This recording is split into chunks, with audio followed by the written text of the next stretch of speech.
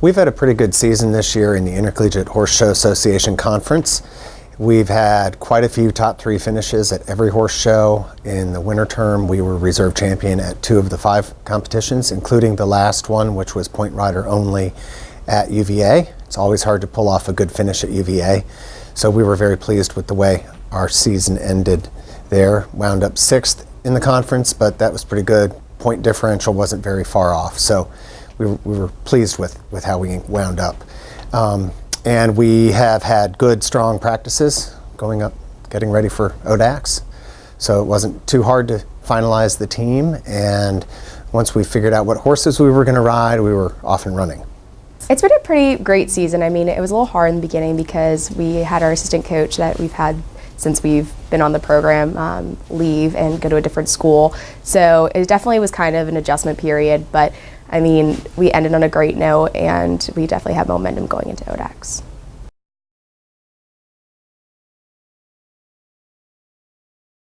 I think the best way for us to be winning ODACs this year is to focus on adaptability. One of our challenges, but also benefits as a small program, is that we don't really bring our own horses like everyone else does. We usually borrow them. So while that means sometimes we get to borrow some pretty nice horses, we also don't get to practice on them for as long.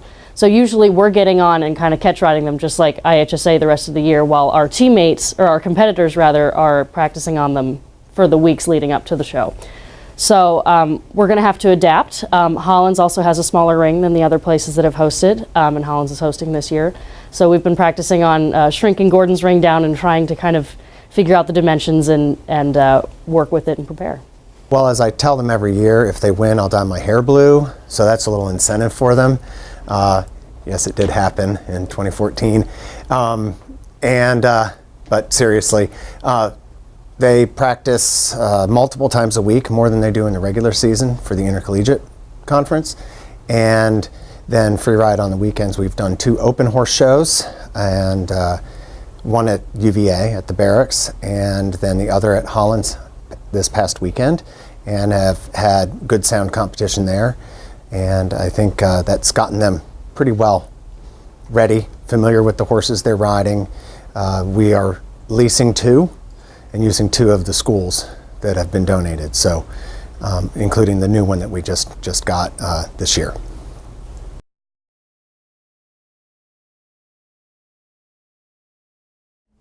All the teams in the ODAC are actually very competitive. I think some of the more competitive ones are Sweetbriar, who they have a massive program, and those girls are really hardworking and they always come and compete at their best level. Hollins is wonderful. Their flat riders in particular, in which I'll be competing on the flat, they're really hard to beat, and so that will definitely be a challenge, but something to live up to. And then also Randolph has had an amazing year, so we're expecting to see something from them as well. I think everyone's looking like being a pretty strong competitor this year. Our last year's Rookie and Rider of the Year and the year before Rookie and Rider of the Year, those 2 people actually got both awards, and they're both from Sweetbriar. I'm sure they're going to be coming back. At Lynchburg, 2 of our strongest open riders, Jessie and Christine, they're going to be showing, I'm sure, and they've always been really consistent at the upper levels. And then Randolph has had a really amazing season all year. They kind of really ran away with the region, and they qualified the most people for regionals of any team, and they almost all qualified and went on to zones. So I think all of them are going to be really good to look out for. But the cool thing about W&L is we've always kind of been a top-heavy team. So we're usually competitive in ODACs in a way that we aren't always for IHSA. So I think we have a pretty good shot.